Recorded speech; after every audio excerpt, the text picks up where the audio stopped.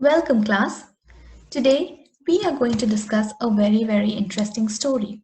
We have already, I have already introduced the author Ruskin Bond to you in yesterday's class, right? And I hope that you have read up more about him and tried to understand the style of writing that is truly Ruskin's. All right.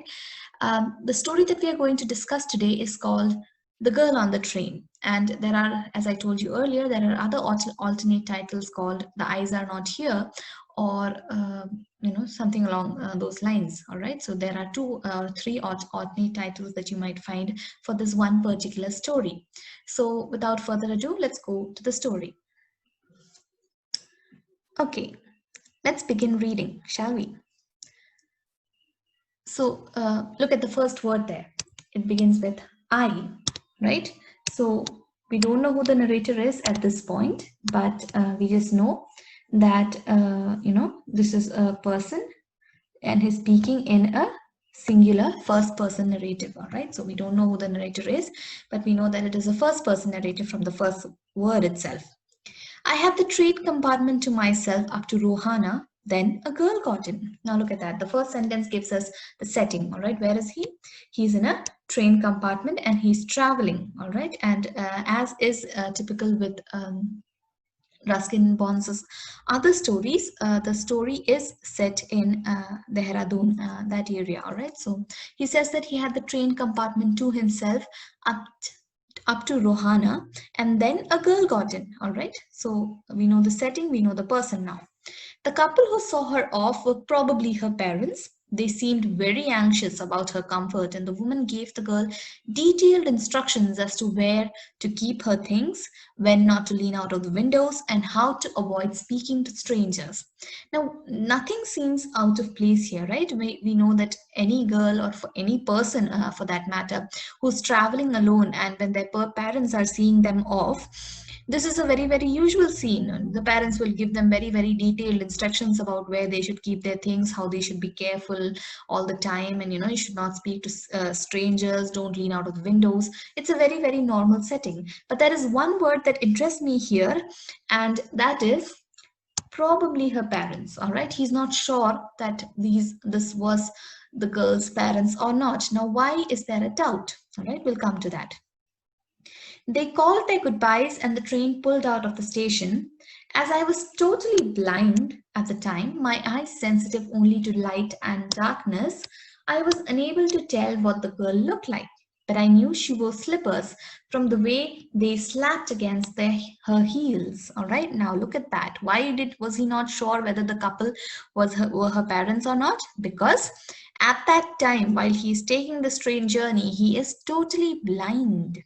Right, and he is totally blind. He cannot make out anything. He can only understand. His eyes are only sensitive to light and darkness. Otherwise he cannot see anything.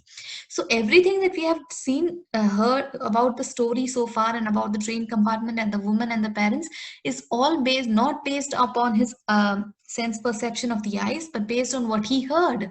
All right, he's using that. And see, he says, I was unable to tell what the girl looked like. Okay, so he doesn't know what the girl looks like, but the only thing that he noticed, obviously not noticed, but heard, is that she was wearing slippers. And how did he know that? Because when you wear slippers, what happens?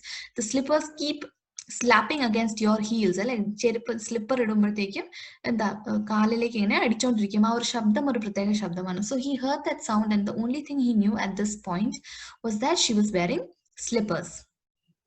It would take me some time to discover something about her looks, and perhaps I never would.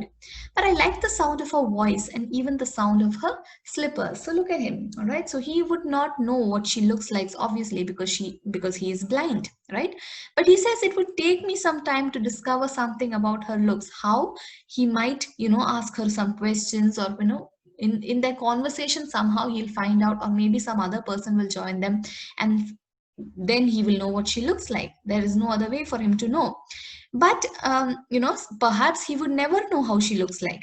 But he liked the sound of her voice. When he heard her talking to her parents, he liked the sound of her voice and even the sound of her slippers. Okay, are you going all the way to Dera? I asked.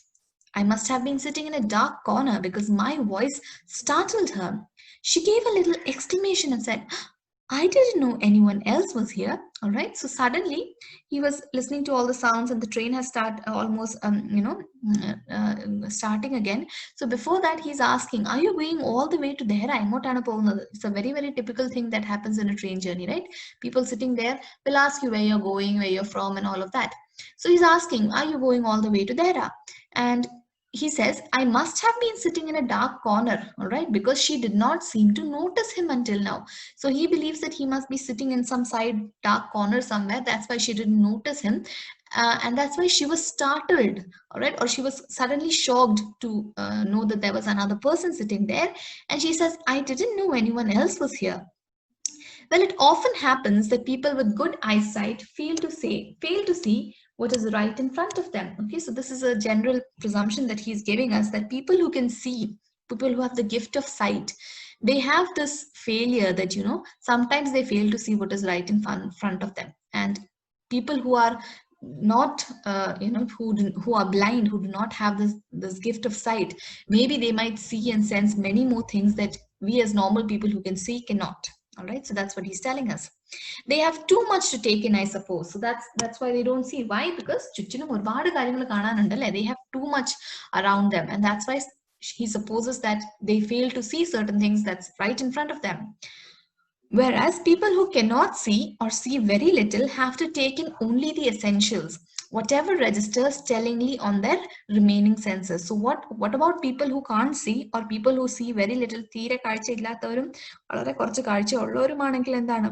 Because they don't have much, അല്ലെ, ഒരുപാട് കാണാൻ സാധ്യതകൾ ഇല്ലാത്തതുകൊണ്ട് കാണുന്നതെല്ലാം അവരത് essential ആയിട്ട് വെക്കും. They register everything in their remaining senses. All right, so people who can't see, they use their other senses. That's why he heard all these sounds, right?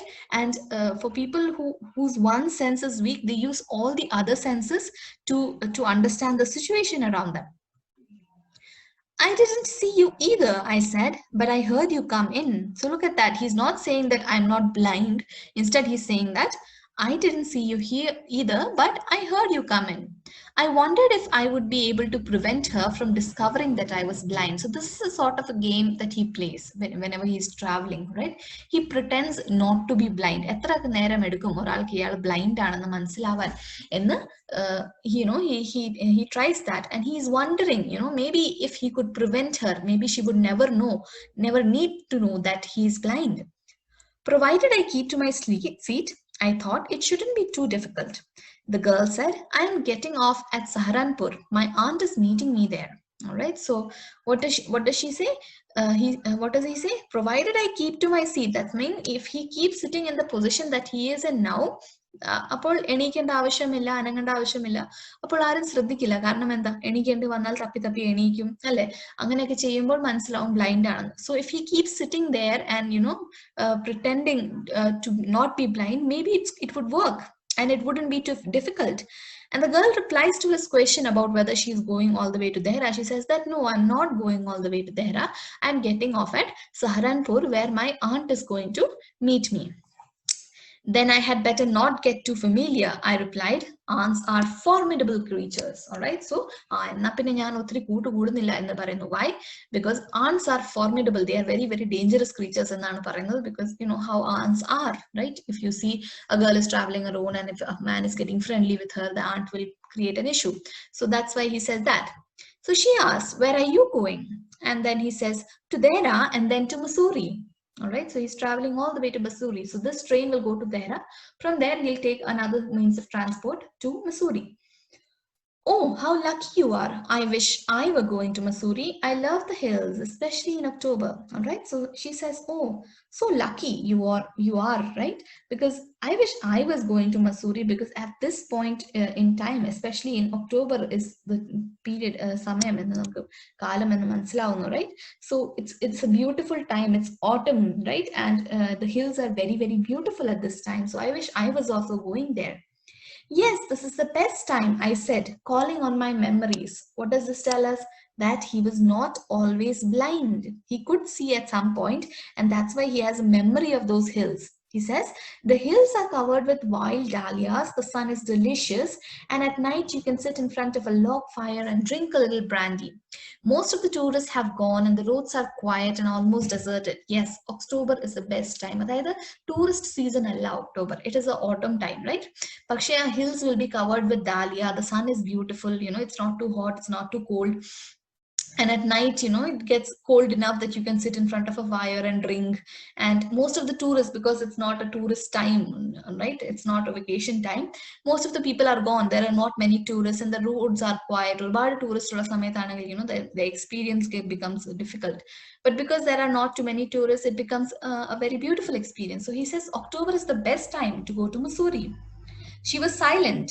I wondered if my words had touched her or whether she had thought of me as a romantic fool. അപ്പം അയാളുടെ ഓർമ്മകളിൽ നിന്നുള്ള മസൂരിയെ കുറിച്ച് പറഞ്ഞപ്പോഴത്തേക്കും she's not replying back, right? So she was silent after hearing this. So he's wondering, ആ വാക്കുകൾ കേട്ട്, maybe she felt some emotion, or maybe she thought that he's such a romantic fool. ഇങ്ങനെ ആരെങ്കിലും ഒരു സ്ഥലം describe ചെയ്യുമോ എന്ന് വിചാരിച്ച് കാണും. Then I made a mistake. All right? Then he made a mistake. What did he say? What is it like outside? പുറത്ത് എന്താണ് ക്ലൈമറ്റ് എന്ന് ചോദിച്ചു. അപ്പോൾ എന്താ? She seemed to find nothing strange in the question. പക്ഷെ അവൾക്ക് ആ question കേട്ടിട്ട് സംശയമൊന്നും തോന്നിയില്ല. He says it's a mistake. Why? Because പുറത്ത് എന്താണെന്ന് ചോദിക്കേണ്ട ആവശ്യം എന്താ? അയാൾക്ക് തന്നെ കാണാമല്ലോ. അപ്പൊ he's trying to hide the fact that he's blind, right? But she did not find anything strange in the question. He says, had she noticed already that I could not see? അവൾ already മനസ്സിലാക്കിയോ? But her next question removed my doubts. അപ്പോൾ ആ ഡൗട്ടിൽ ഇരുന്നപ്പോൾ അടുത്ത question അവൾ ചോദിച്ചു. അപ്പോൾ ആ doubt മാറി. എന്താണ് അവൾ ചോദിച്ചത്? Why don't you look out of the window? Right? പുറത്ത് എങ്ങനെയുണ്ടെന്ന് അറിയാൻ വേണ്ടി പുറത്ത് വിൻഡോയിലൂടെ നോക്കിയാൽ പോലെ. So he understood that she doesn't know that he is blind. I moved easily along the berth and felt for the window ledge. The window was open and I faced it, making a pretense of studying the landscape. അപ്പോൾ എന്താ? പതുക്കെ നീങ്ങിപ്പോയി വിൻഡോയുടെ ഭാഗത്ത് പോയി window തുറന്നിരിക്കുന്നു എന്ന് മനസ്സിലായി. അപ്പൊ അതിലേക്ക് നോക്കി എന്നിട്ട് he was pretending to study the landscape. I heard the panting of the engine, the rumble of the wheels, and in my mind's eye I could see the telegraph post flashing by. So എന്താണ് കാണാനൊന്നും സാധിക്കുന്നില്ല, but he could hear the sound of the engine, the sound of the wheels, and in my mind's eye, or മനസ്സിന്റെ കണ്ണുകളിലൂടെ എന്ത് കാണാം? He has taken a train journey before when he was not blind, and that's why he can see the telegraph post. You must have noticed, like ട്രെയിനിൽ എല്ലാവരും കാണും the post നമ്മുടെ അടുത്ത് നിന്ന് ഇങ്ങനെ ഫ്ലാഷിംഗ് ആയിട്ട് പോസ്റ്റുകളൊക്കെ ഇങ്ങനെ പെട്ടെന്ന് പെട്ടെന്ന് മറഞ്ഞു പോകുന്നത് കാണുന്നു. Have you noticed, I ventured, that the trees seem to be moving while we seem to be standing still? I think every one of us who has traveled in a train as young children, not right now, have had this feeling, that we are not moving, but everything around us. A train ഇരിക്കുമ്പോൾ മരങ്ങളാണ് move ചെയ്യുന്നത്, അല്ലെങ്കിൽ ആ landscape ആണ് move ചെയ്യുന്നത്, നമ്മൾ സ്റ്റില്ലാണെന്ന് നമുക്ക് തോന്നാറുണ്ട്. പ്രത്യേകമായിട്ട് വേറൊരു ട്രെയിൻ നമ്മളെ പാസ് ചെയ്യുമ്പോഴാണ് ആ ഒരു ഫീലിംഗ് കൂടുതലും വരുന്നത്. If that train is going very fast, you'll get confused. So that always happens, she says. Okay, do you see any animals? So she is now asking him, എന്തെങ്കിലും animals കാണാവോ പുറത്ത് നിൽക്കുമ്പോൾ?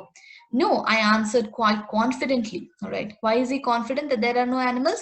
I knew that there were hardly any animals left in the forest near Dehra. So he knows that in our pass ചെയ്യുന്ന forest ഭാഗത്ത് ഇപ്പം animals ഒക്കെ വളരെ കുറവാണ്. So that's why he confidently answered and said no. I turned from the window and faced the girl, and for a while we sat in silence. All right, so he has been having a conversation with her, and it seems that she has not yet understood that he is blind. So it's going quite well, right? And he turned from the window and he faced the girl. അവളെ നോക്കിക്കൊണ്ടിരിക്കുന്ന രീതിയിൽ he faced the girl, and they sat in that manner for a while in silence. All right, so I hope you understood the story till now. We'll continue in the next video. Thank you.